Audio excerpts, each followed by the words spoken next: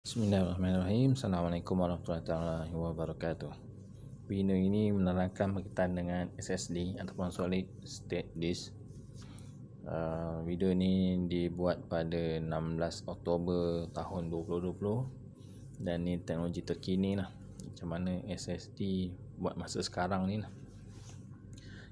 Rujukan kita lah Kingston Technology. Instant dah buat bukan hard disk ni, SSD solid state disk, bentuknya macam RAM tapi sambung ke PCIe.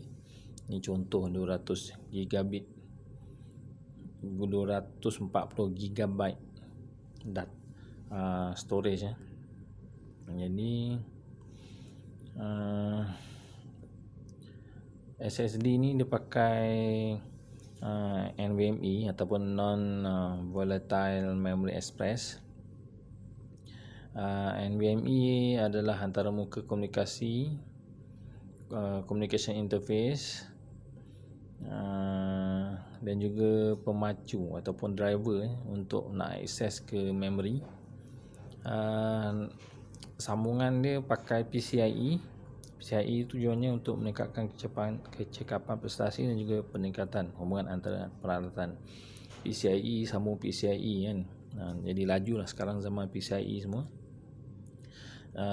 Hard disk ni bukan hard disk ni, SSD ni boleh sambung ke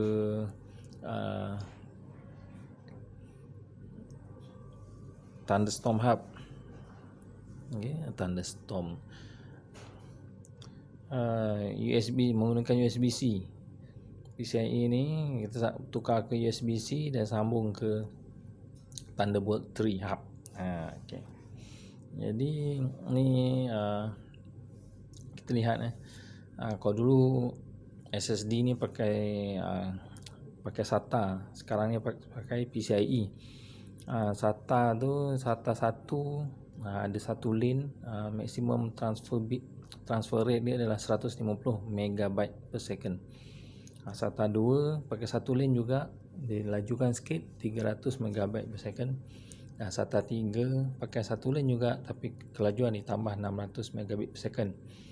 Kemudian kita menggunakan PCIe menggunakan 16 lane atau 16 laluan lah. Dan setiap lane tu untuk PCIe Generation 2 Gen 2 setiap lane tu berada pada 500 megabyte per setiap saat. Generation 3 1000 megabyte per second atau 1 gigabyte per second untuk setiap lane. Dan yang sekarang PCIe generasi 4 Gen 4 boleh mencapai sehingga 2 gigabyte per second per lane. Jadi total dia kalau 2000 tu kita darab dengan 16 lane dapat 32 megabyte per second ataupun 32 gigabit per second. Itu penghantaran data. Jadi kelebihan dulu pakai EHCI, sekarang pakai NVMe, non volatile memory tu kan. Jadi EHCI dulu pakai spinning disk teknologi, pakai disk yang pusing-pusing. Kalau kita tengok ada jarum pada disk tu, dia pusing. Kemudian ada satu command queue saja boleh masuk. Kalau NVMe boleh masuk. NVMe dia pakai flash teknologi, dia boleh terima arahan 64,000 command queue. Kemudian 32 command per queue, can only send, boleh hantar 32 command untuk setiap queue. Tapi NVMe boleh hantar 64,000. Yang tadi 32 command, yang ni 64,000 command per queue. Kemudian kalau ASCI high CPU cycle, CPU tu banyak digunakan sebab setiap satu command. Kalau pakai NVMe low CPU cycle. Communication driver digunakan oleh OS. Ini communication driver beza antara EHCI dengan NVMe. Digunakan oleh OS untuk menyampaikan data kepada peranti penyimpanan. Selain daripada itu, EHCI ada kelewatan 6 mikrosaat, dan untuk yang NVMe 2.8 mikrosaat sahaja. Communication AHCI pakai SATA controller. Kalau NVMe terus CPU yang control. Tu jadi laju tu.